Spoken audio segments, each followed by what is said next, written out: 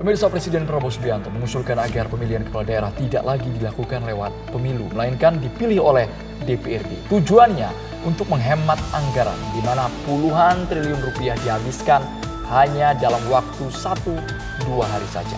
Lantas bagaimana politikus nasional yang juga anggota DPR menilai usulan ini? Langsung saja kita tanyakan kepada Wakil Ketua Badan Legislasi DPR RI Ahmad Doli Kurnia yang juga merupakan Wakil Ketua Umum Golkar. Selamat petang Bang Doli.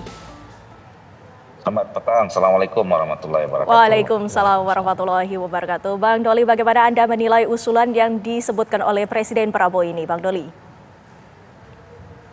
Ya, saya sih termasuk orang yang gembira ya, karena kami bersama dengan Komisi 2 sebenarnya sejak 5 tahun yang lalu sudah mengusulkan, bahkan mengambil inisiatif melakukan penyempurnaan sistem politik, sistem demokrasi dimulai dari sistem pemilu kita, termasuk pilkada gitu.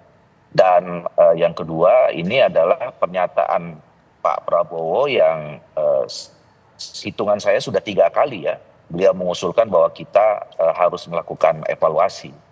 Nah yang berikutnya adalah kita harus menangkap pesan intinya gitu, bahwa pesan intinya itu adalah bahwa kita harus melakukan perbaikan sistem. Kan pernyataan Pak Presiden mulai dari sana gitu ya, perbaikan sistem kita, sistem politik kita, sistem demokrasi kita.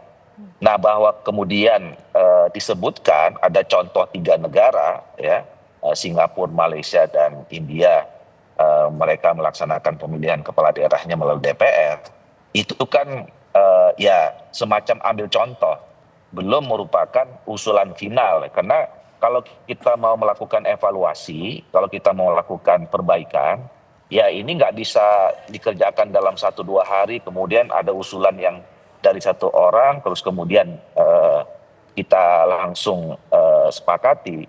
Kita kan ingin melakukan atau memilih sistem yang paling sempurna buat Indonesia, sistem ala Indonesia ya, tidak ikut-ikutan dengan sistem dari negara-negara yang lain gitu.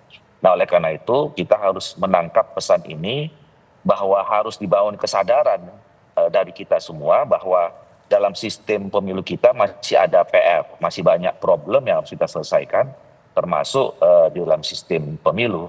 Dan salah satu yang paling menguat dasar dari evaluasi itu adalah isu soal politik biaya tinggi ya. Nah buat Golkar sendiri sebetulnya